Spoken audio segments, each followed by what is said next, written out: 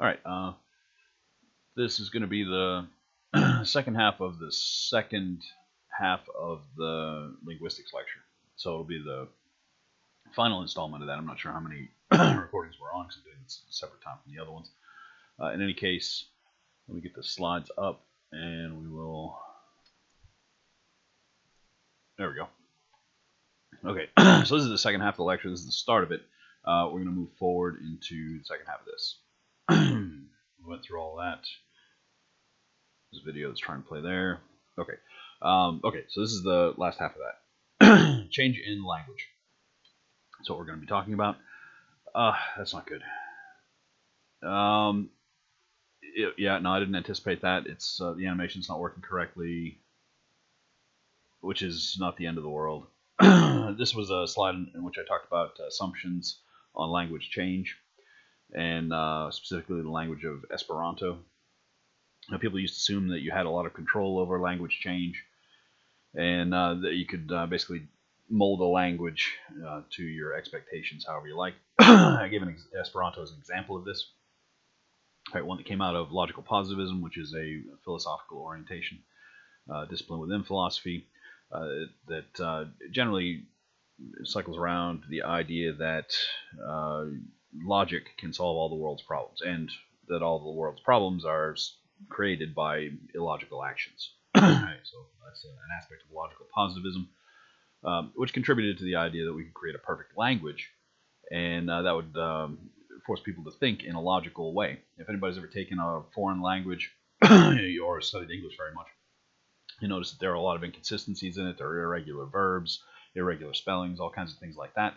The idea of Esperanto was to create a language from scratch and take out all of the irregularities, so that it was a completely logical medium through which we could think and come up with ideas that were logical. All right. I brought up the video was a video from the movie Incubus, which was filmed in 1965. That there was a movement that formed around Esperanto, right? And so they filmed some movies actually in Esperanto from start to finish. The purpose of bringing the movie in, it had William Shatner in it. If everybody knows who he is, he was Captain Kirk in Star Trek. In any case, just to give you an idea of the profile of the movement, there were some high-profile people that were involved. The idea was this was going to become a lingua franca. And lingua franca is a language that's spoken among educated people. Because if you think about it, people get educated all over the world. They speak different languages, and they need a common language to speak in. Lingua franca, the term, is actually Latin for the French language. Lingua is language, franca is French. Right? And the reason for that is in Europe, they had two different lingua francas in the past. Prior to the invention of Esperanto and all this stuff, it didn't become a lingua franca, but more on that in a minute. The previous ones were Latin in the medieval period, and then French after that. Right, so those both served as lingua francas in Europe. That is, educated people would learn Latin in the Middle Ages, and then when they ran into each other, no matter where they were from, they could speak Latin. Excuse me. And in any case, that was part of the expectation for this Esperanto, except that it was going to be completely regular and logical. All right, so that didn't happen. What they effectively created was a very complex pidgin. I remember a pidgin from the previous lectures. If you don't, go back and have a look. It's a combination of two or more languages with simplified grammar and vocabulary. Right, so it's, we might have called it also a broken language, meaning it doesn't have the full function of a human natural language. So basically, they made a very complex version of that. They took bits and pieces from different languages that people knew in Europe, so Germanic languages and Romance languages mainly, and they cobbled together the parts that they liked and left out all the irregular stuff, and that's how they came up with Esperanto. All right, now, if that had ever become popularized, and people who spoke Esperanto and were committed to that movement had kids, if we recall the process of creolization from previous lectures, the children would have dipped into their reservoir of grammatical knowledge that we all have at birth, and you lose at the end of the critical period, and they would have fixed all of the problems, all of the things that they saw as missing in that language. And in doing so, they would have reintroduced a bunch of different regularities, some of which had never been heard of before because they'd be novel, because the kids came up with them on their own. The point being, it wouldn't be a logical language anymore, and that's why no language is entirely regular. Language changes through time, and it changes through regular use, and that's where we're headed with this. People had assumptions that you could just change language according to your own needs. That's not how language changes. How language does change is through. Oops, sorry, I expected that to advance, but it did not. There we go. Is through continual use and regular use, right? So it happens by accident. And to show you how that works, I'm going to use the example of a phonetic or sound shift, right?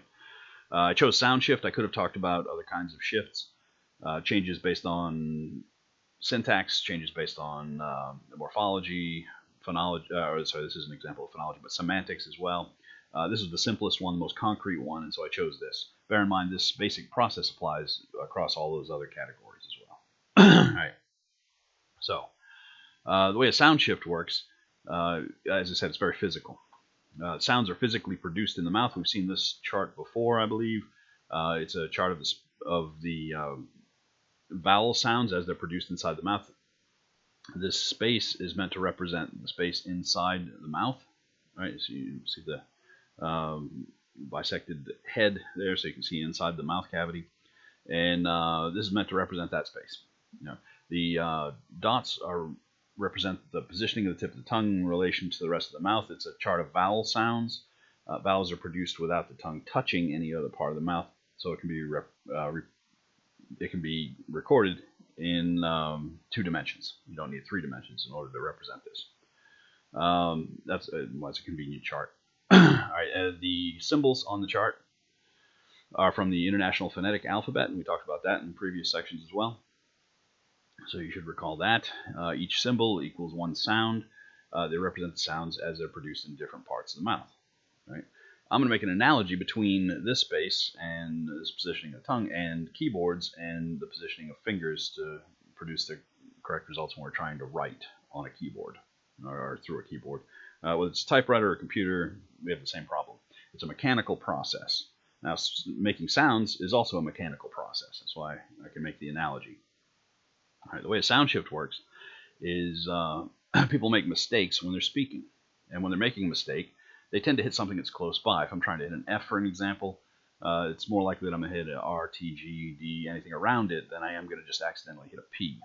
I could have chosen better examples for this, like the A and the S or the S and the D. Those are frequently mixed up when people are typing. They're common typographical errors, which is often abbreviated typo.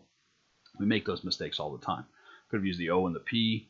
Those are often reversed because they're right next to each other, and because of the way the board's laid out and our hands work, we're likely to hit those ones by mistake. Hit the wrong one by mistake. This isn't about sound, but it's a mechanical process for representing sound. Right? And we can all relate to typographical errors, presumably, because we've all typed things. We've all made those mistakes. And so the analogy I'm going to make is these are like, this space is like a typewriter. Your tongue is moving instead of your fingers, but it doesn't necessarily matter. It's a physical process. So suppose for a moment this, whatever sound, I'm not going to try to reproduce the sounds, but the sound represented by this lowercase letter I in the English alphabet, but in the IPA it means something else.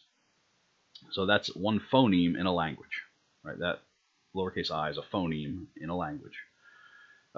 Just like this F represents a sound when you type it into the keyboard. Now, suppose somebody accidentally mispronounces it using this symbol that's represented by the Y. It's very close in how it's produced. The tongue is almost in the same place, just a little bit off. So it's easy to make that mistake.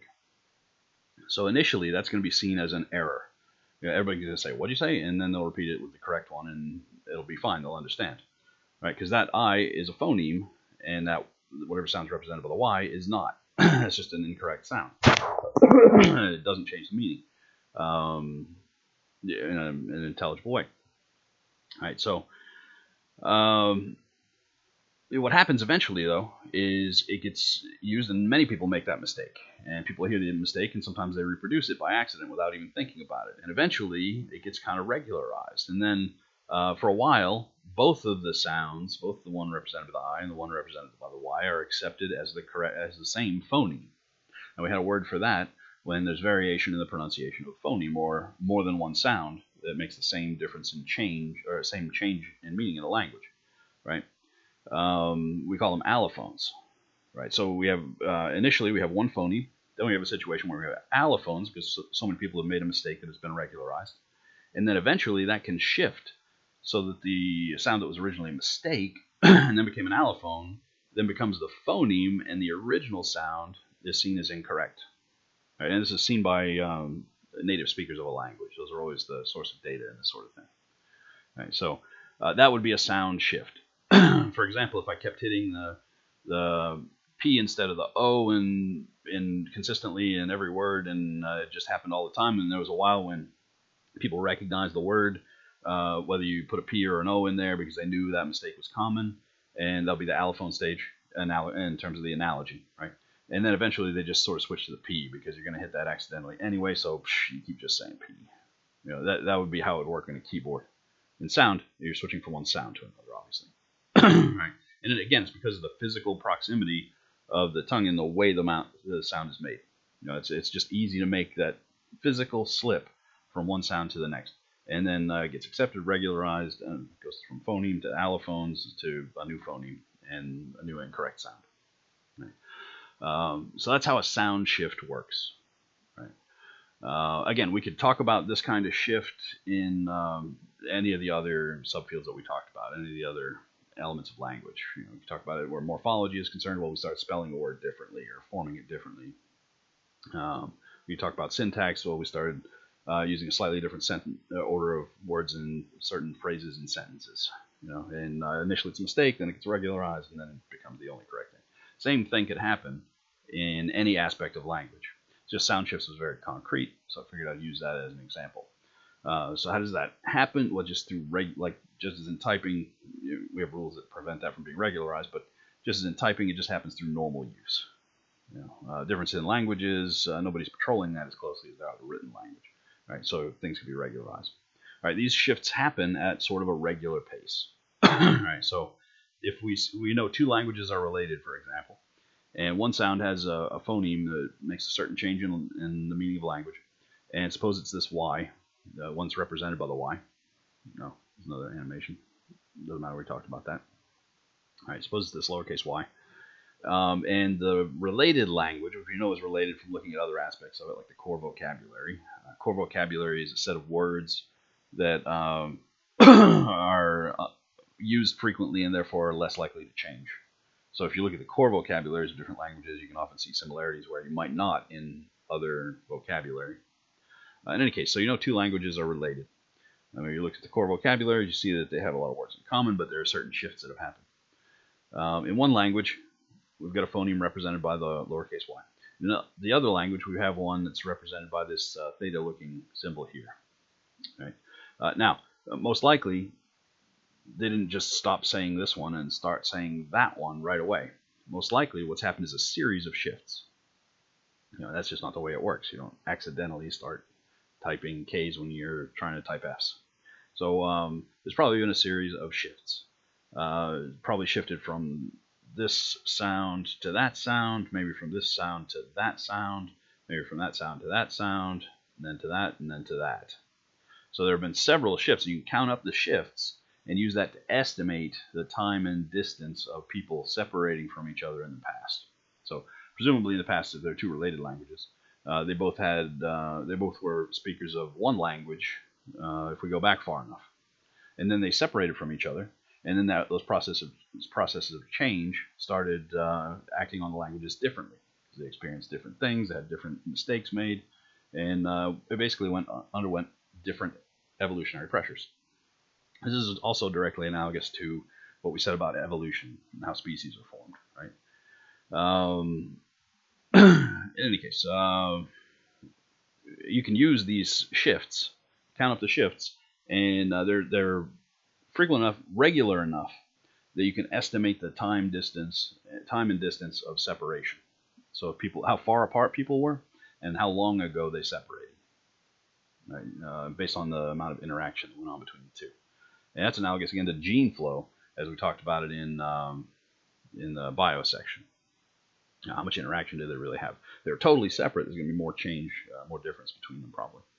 All right, so We'll talk more about this in the next section here. Historical linguistics. This is what historical linguists do. Excuse me. They study the relationships among languages. That's one definition for historical linguistics. Another definition that you may see is defining historical linguistics as a study of language change or change in language. And it's because those two things are closely related. The way you understand the relationships among languages is you study the changes between them. Right? So that's historical linguistics. You look at different languages and try to figure out the relationships. I already mentioned this on the previous slide. Right? In looking at these changes, you can determine the relationships among different groups, speakers of different languages, ethnic groups, because some of them have different linguistic backgrounds as well. So you can understand the relationships. You can estimate physical movement of peoples and the time distance, how long ago they separated from one another. Now, you might ask, if you're a historical linguist, you're sitting in an office counting up these changes between different languages, then how can you check those estimates? And the answer is you go to the other people who study the past. Right? And in the class, I asked who studies the past, and we talked about that for a little while. But basically, we came around to the history department and the archaeologists. Right? History department knows the past through accounts. It could be first-hand accounts, could be second, third, fourth, who knows? But stuff that's written down. That's how historians know the past.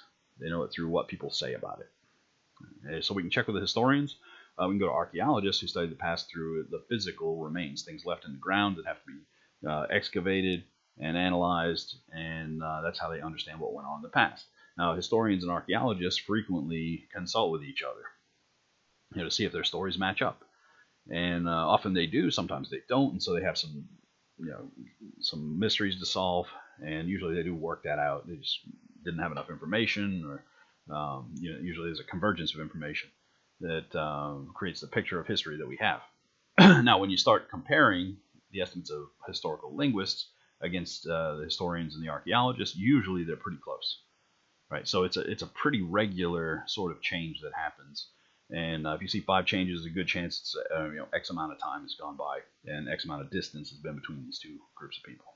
So it's more accurate than you might initially think, because we can check it against the historians and the archaeologists, and it does pretty well. All right, this figure in the bottom left-hand corner is what's called a radial tree map or a radial tree diagram. And sorry, I can't blow that up at all. I have to find a new graphic for that. But but basically, I can explain it without us actually reading any of the words in there. It's okay. It's modeled on a cross-section of a tree. Everybody's familiar with what happens when you cut a tree in half. You got rings that you can count out and figure out the age of the tree, because there's a layer of growth for every year. And you can tell stuff about the climate because the growth rings may be close together, in which case it was a poor year. They didn't have a lot of rain, didn't have a lot of, it was a short summer, short growing season, whatever it is. Didn't have a lot of resources. If it was a really wet year and they had a lot of resources, then there might be a big, thick growth ring.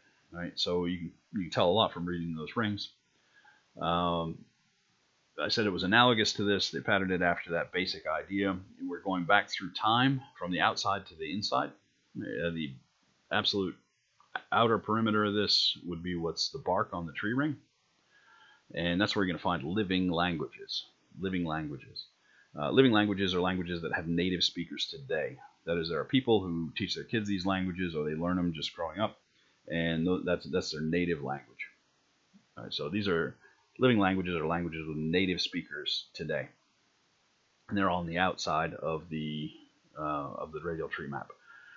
This one right here happens to be the Romance languages.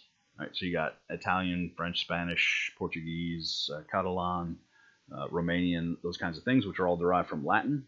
And you can see it goes back, and there's a stop, and that's the Latin language, right?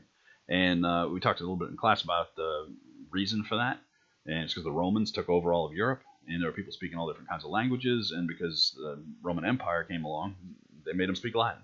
And they spoke Latin differently because of their native languages and the way they interpreted that. So there were regional differences in it, and then the Roman Empire collapsed, and they went on speaking their type of Latin, and eventually it went through enough changes and became separate languages to the point that some of them are mutually not intelligible. right? Maybe speakers of one can't, like speakers of Romanian, maybe they can't really understand speakers of French. On the other hand, there is some intelligibility between them or among them. Speakers of Spanish can usually understand speakers of Italian and vice versa. They're close enough. If they're well educated or if they're reading it, they can see similarities with all those other languages, Romanian, French, any of them. So, so some are farther apart than others, and some are closer. Right, in any case, those are all living languages. The dead language is one that doesn't have native speakers, and Latin is considered a dead language at this point. There are people who speak Latin. They pretty much learned it, even if they learned it as kids, they had another native language, and it was used in specific contexts, basically. So, like in in the Vatican City, and people who are in the clergy, and I think they used to learn, they probably still do learn Latin, and they may teach their kids. That doesn't mean that's their native language necessarily. Even if they learn it during the critical period, it's been dead for a long period of time. It's not their primary language. All right, if we go back beyond Latin, you can see there's another. I accidentally clicked when I shouldn't have clicked. Okay, you can see there's another language behind that, and that's Italic or Italic something hybrid or hyphenated. I'm not sure exactly. I can't remember. Italic Dalmatian, something like that. Back here, I think it's just straight Italic. These are dead languages that we know less about. Latin we know a lot about because it was a big empire that wrote things down. And so we have all kinds of recorded information about Latin.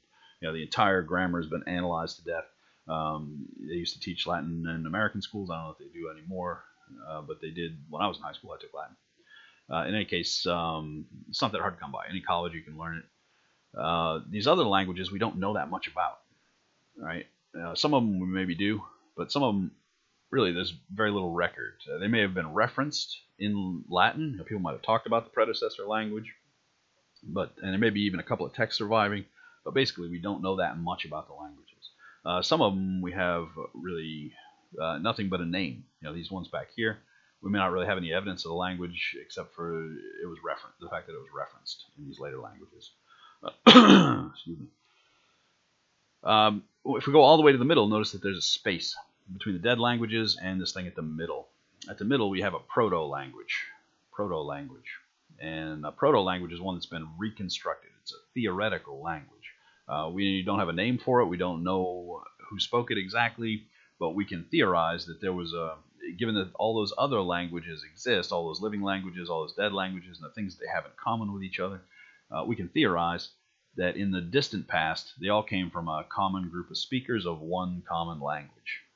In this case, it's Proto-Indo-European. Right, Proto-Indo-European. And that's because there are commonalities among all the groups, almost all the languages in Europe, so that's the European part, and also many languages in South Asia, right, like Sanskrit, Hindi. There are commonalities, and so they probably all originated from one common language, and this was Central Asia. They migrated into both Europe and down into South Asia. So there was a split a long time ago between those two groups. The splits in Europe were more recent, and splits inside South Asia were more recent. Right? But anyway, it's one big language family, and one proto-language that unites them all in the distant past. And I want to say that distant past goes to about 10 to 15,000 years ago in Central Europe. As I recall, I remember reading that I've read it in more than one location, but it was a long time ago. I think it was around 10 to 15,000 years ago. You have to check on it. Okay, so that's how a radial tree map works. That's the basic principle. We got living languages, dead languages, proto-languages.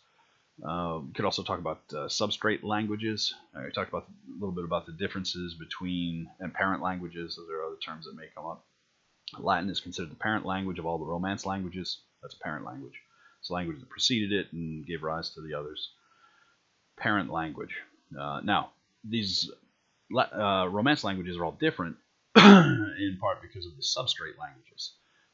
When the Roman Empire showed up, people were already speaking languages, in different languages. Some of them were Celtic, some of them were not. Some of them were some of them were related to Basque, which is the only existing language in that family. But there may be other ones that went totally extinct, and we don't know anything about them. But they were all speaking regional languages, and those got kind of plowed under by the Latin. They got forced to stop speaking those and start speaking Latin. But certain elements of those languages remained in the Latin that they spoke, and that led to some of the differences between, say, French and Spanish and Portuguese. Right? The different substrate languages. Those are the ones that got plowed under, but still some elements of them remained. It's a substrate language, like the stuff that's under the soil when you're plowing, substrate. It got plowed under by the Roman Empire, but it didn't completely go away. There still are signs of it. Right? Celtic is considered sort of a substrate language for English as it developed. Right? We could spend a lot of time. I may shift some of these examples to the British Isles because it's kind of interesting, and we're all speaking English. But there are some traces of the Brythonic language that was a Celtic language that was spoken throughout Britain when the Anglo-Saxons showed up. So some of those elements got integrated into the language, even though we don't necessarily know all of them. They're just there. So in that case, the Brythonic would have been a substrate language to English. So there was a lot of conquering and moving around that went on in Europe and everywhere in the world, really. It's not an uncommon thing. Sociolinguistics, the next part of this. We talked about historical linguistics. Now we're going to talk about sociolinguistics. Sociolinguistics is the study of the relationship between language and culture. Between language and culture, sociolinguistics. Pretty much what it sounds like. Something socio has something to do with society or culture, and linguistics is systematic study of language. Sociolinguistics, study of relationship between language and culture. And I gave an example of this in the Sapir-Whorf hypothesis, which says that which was created by these two guys, Ed Sapir and Benjamin Whorf.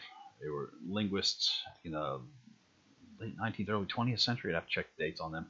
In any case, Sapir-Whorf hypothesis has been a famous example of a sociolinguistic approach for a long period of time. It's been used in a lot of research, up to and including Erla's reference to Sapir-Whorf hypothesis on 385 of that reading, if you look back at that.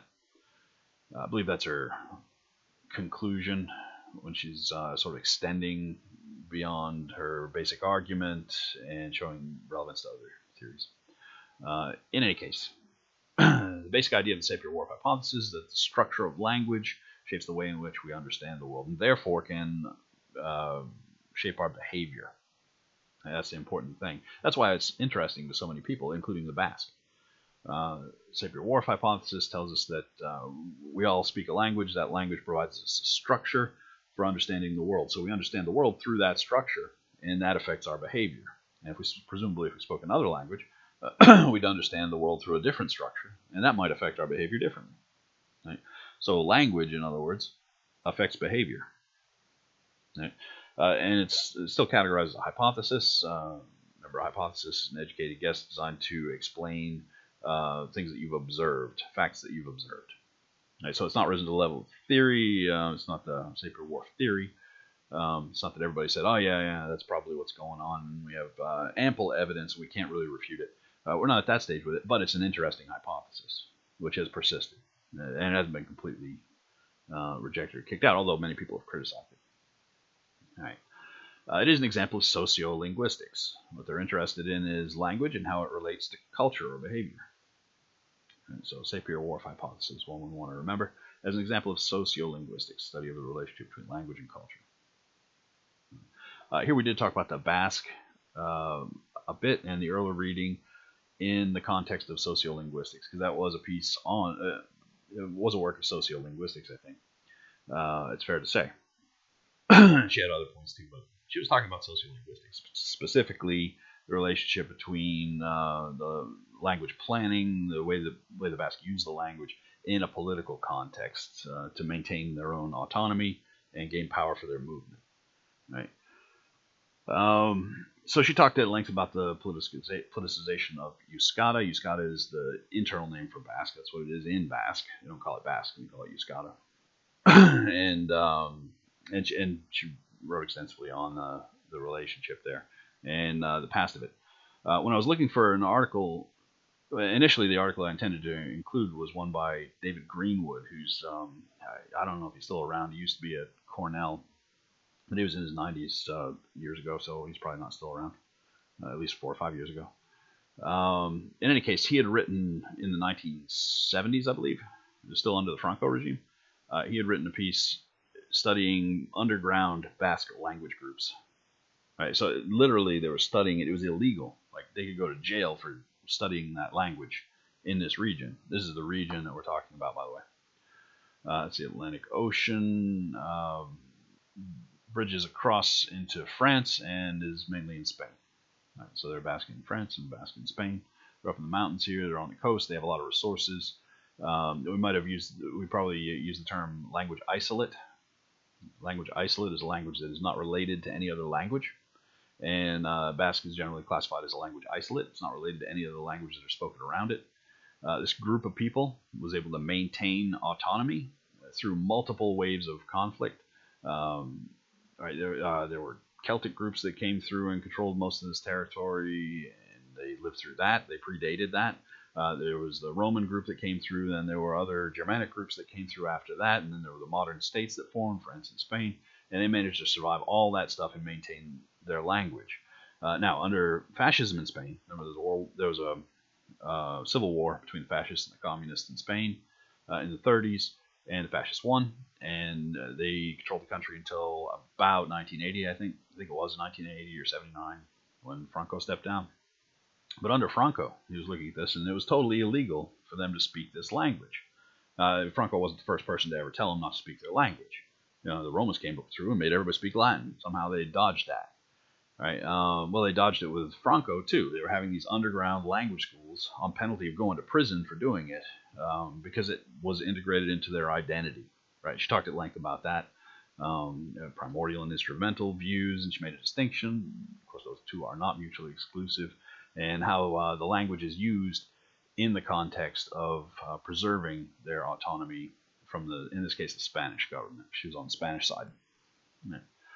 So that was what was going on in the Basque Country. She talked extensively about language planning as well. Her thesis, by the way, if you didn't catch that, was that sociolinguistic theory had a special impact in this region, and that the Basque people had sort of seized on that. Initially, it had been used against them, and they seized on that, and they used some of that theory in their own struggle. And so she gave examples of how that happened. So she talked about the theory, talked about how it fit into their struggle, and how they adapted it. Like diglossia. The concept was about languages initially. There's a high version and a low version of a language, or two different languages. One's used in formal circumstances, one's kind of pushed off in the shadows, or used among families and friends, but not in public. Well, they took that term diglossia and they adapted it to the social situation. They said it's a diglossia of people too. It's not just about languages. Spanish people are more important, and they're in the public, and Basque are pushed off into the shadows.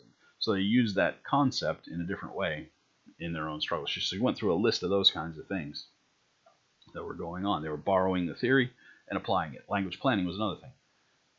Franco regime used language planning to get them to stop speaking Basque. They implemented their own language planning system, which is when you deliberately use policy to either encourage or discourage the use of a language. That's language planning. Right, so they set up classes. They did this even when Franco was in charge, and they were illegal at that time. And that was what David Greenwood's article was about. When I was looking for that, I found this and decided to go with this one instead. It was a later period and dealt with other things as well. So anyway, that's a little bit of the history of how that came about, and a little bit of context that should help you understand what was going on there. All right. If you do go back and look for the thesis of that, it was in, I think on the first page, maybe the second page, but certainly in the introductory section.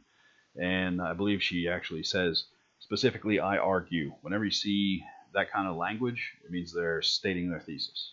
Right? So look for that kind of language anytime you have an academic paper in front of you, or a book for that matter. Sometimes they'll be that explicit. Sometimes they won't. You got to dig for it a little bit, but she was in this case. So that should have made it easier. It should stick right out to you. All right. So go back and look for that. Make sure you find it and understand how it works. Okay, so that was an example in the Basque Country. of how language enters into politics. Again, we're talking about sociolinguistics. How does language have an effect on your culture, your social system? Well, this is one way. It enters into politics in many ways. Another example we can find much more close to home in Quebec, the French province in Canada. It's French speaking throughout. Let's see. We got a Quebec license plate. There has been a long-term resistance by the French to the English dominance because they're basically in an English country, a Commonwealth country. They still have the Queen on their money. And if you know anything about the history of England and France, French people and English people don't necessarily always get along. They have many, many wars in Europe over centuries, right? So there's always been this struggle between, and there's a kinship there as well, obviously. We could get into that, but we won't, just in the interest of time. Look up English and French history. You'll find out all about it.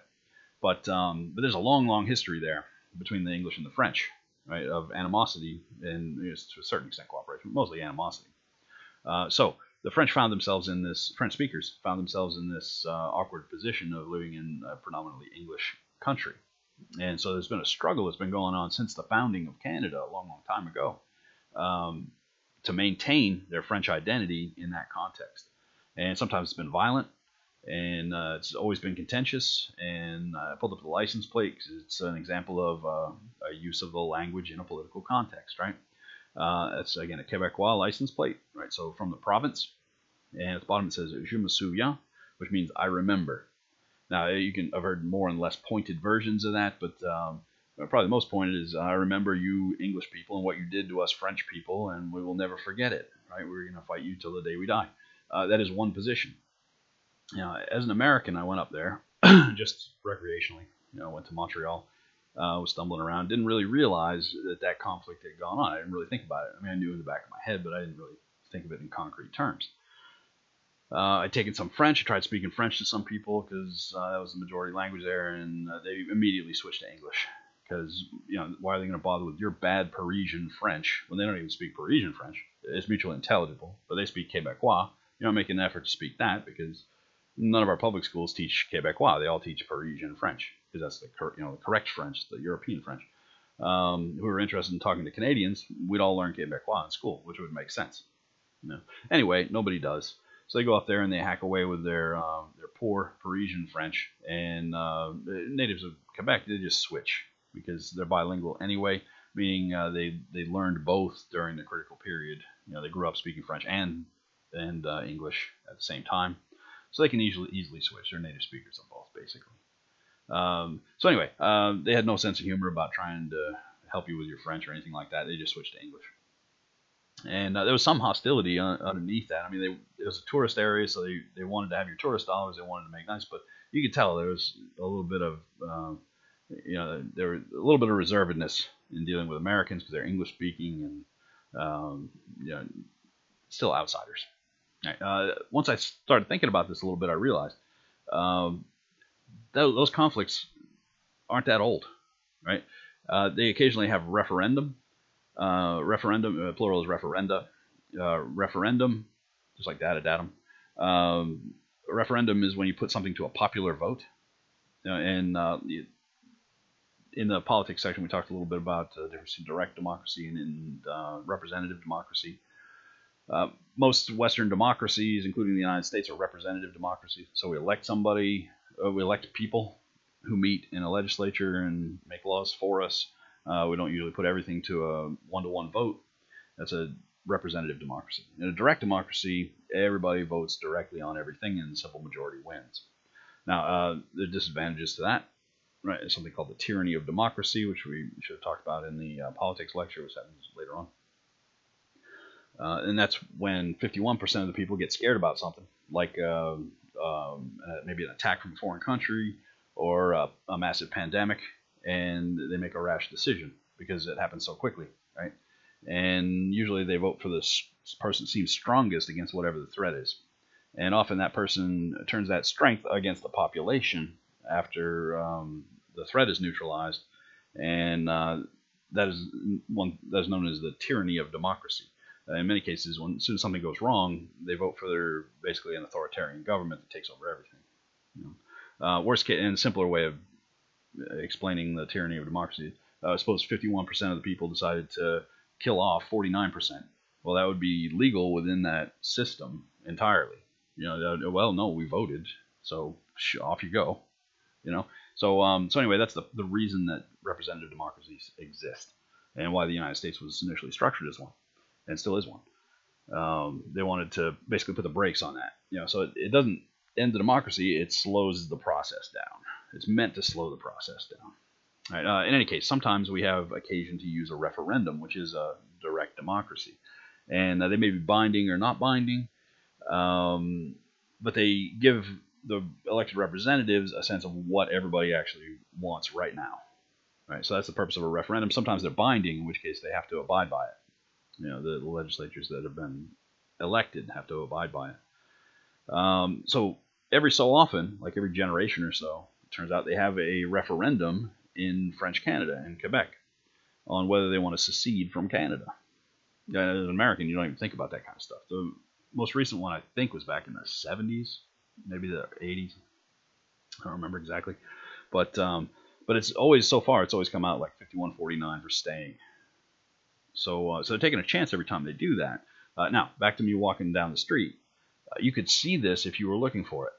I was walking down sort of the main tourist drag in Montreal, and on one side there were tourist shops on both sides, and on one side everything was Canadian stuff, beavers, red and white, maple leaves, Canada, and there is signs in English and stuff like that. The other side was all blue and white and fleur-de-lis and French stuff. So they were basically facing off against each other, like literally right there in the street. The conflict was actually palpable if you were aware of it. If you weren't aware of it, you just stumble through and you don't care. But anyway, it was a real conflict that was going on. All right, now back to how the language fits into that conflict. On the French shops, the signs would be in French. In the English shops, the signs would be in French, and they would be in English. Right? They wouldn't just be in English. Why is that? Because they had policy. Right? There was language planning that was going on in the background, and the language planning was largely gauged toward preserving the use of the French language. So there were laws that said signage in various places has to be in French. Has to be in French. In some places you can't even put it in English, but in some places you can have it in English and French, but you can't have just English. Right?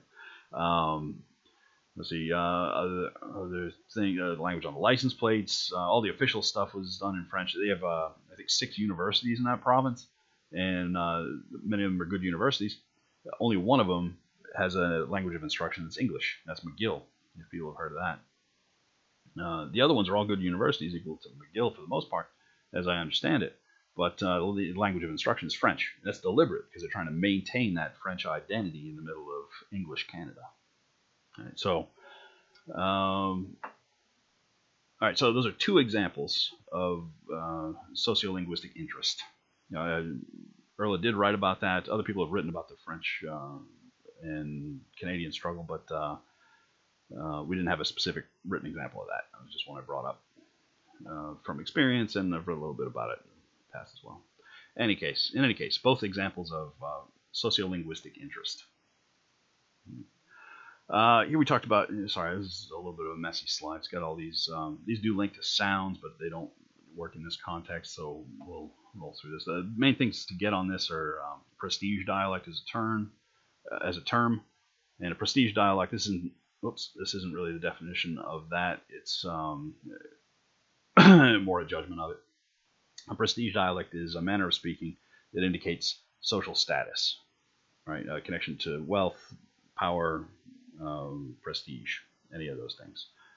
Prestige dialect is a manner of speaking that indicates social status. Right? And I'll run through some of the ones we may have heard of. We may not. We may know about them, but not really be conscious of them. RP is one of them.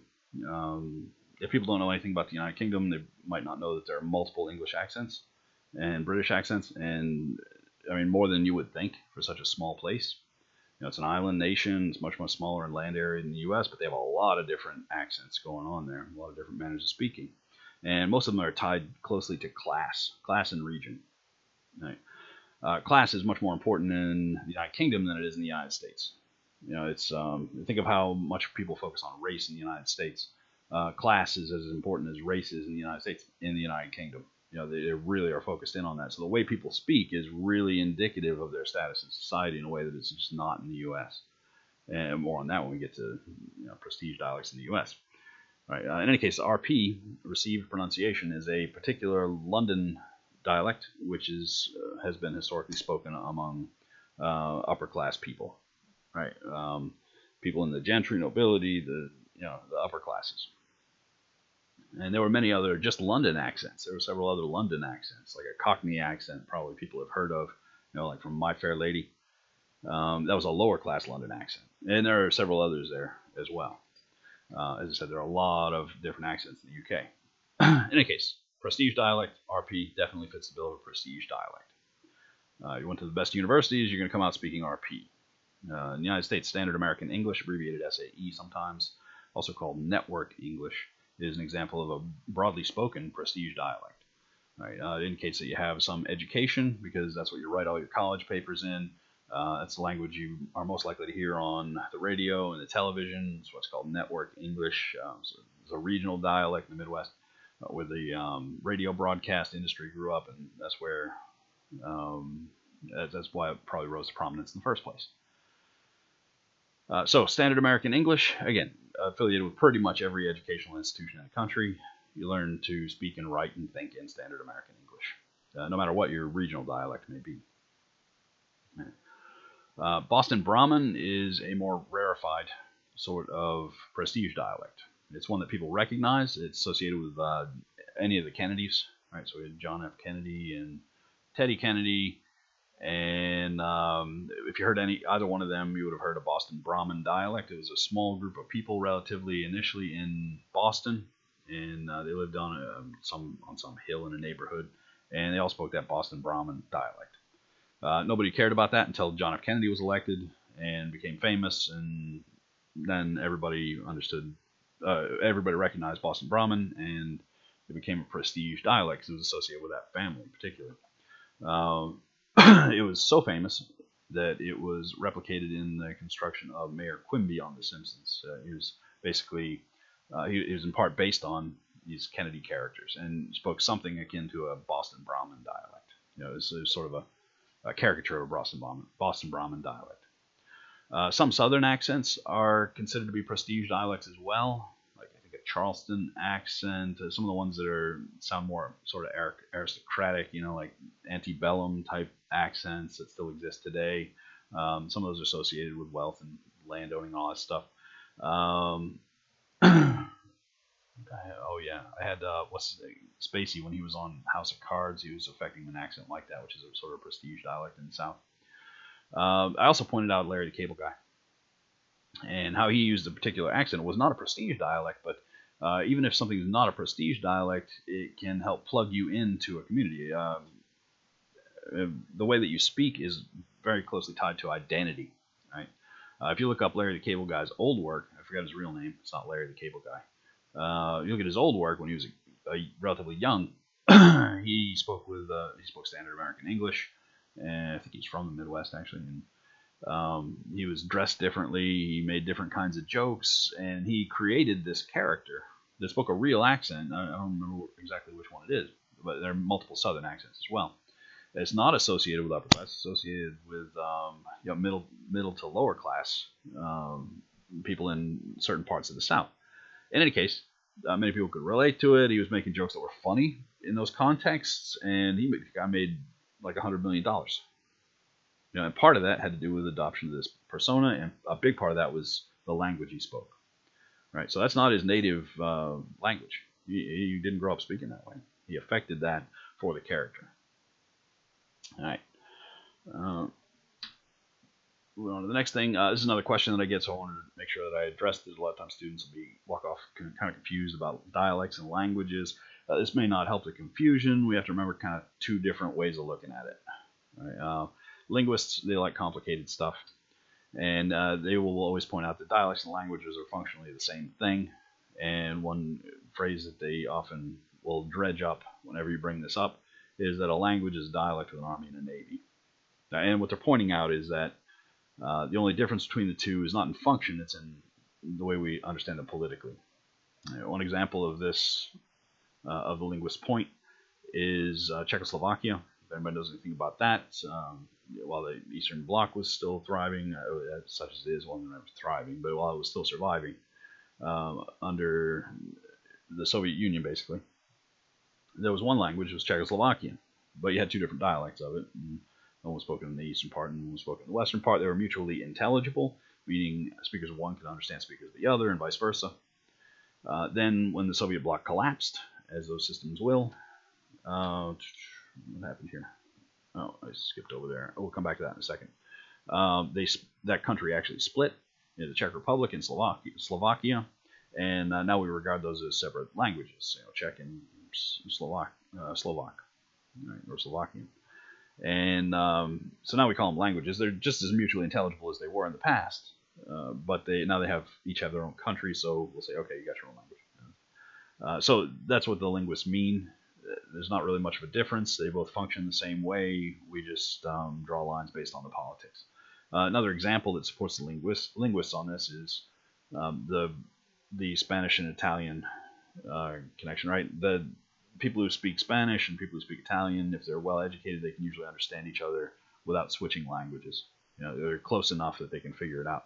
No one's ever disputed that Italian and Spanish are different languages, though, right? We always call them because they got different countries, different states are associated with them, and long-standing states, right? So we're never going to say that they're the same. Well, they're just dialects of the same language. No, we're not going to call them dialects. We're going to call them languages because they have political power. In practice, though, they're mutually intelligible at some level. Right? Now, what this I could represent this last part a little bit better, but what I mean to point out here is that linguists have that complex view of language and dialect in which they're the same thing, and it's just a political issue. In actual practice, when normal people talk about this, and I mean non-linguists, they can be educated and talk about this, but they're just not linguists. Usually, we draw the line at mutual intelligibility. Right? So if speakers of one language can understand speakers of the other and vice versa, then we say they're dialects of the same language, even if there are differences. If they can't understand each other, we say they're different languages. Right? So in colloquial use, it's about mutual intelligibility. If you ask a linguist, though, as is usually the case, they will complicate things and say that, well, no, the language and dialect are the same thing. It's just a political issue. All right, so there are those two different definitions. If you talk to a linguist, you get the first one. Talk to anybody else, even educated people, you're going to get the second one. Well, the speakers of one understand speakers of the other. They're just dialects. They don't, languages. All right, so there are two different definitions that you need to remember.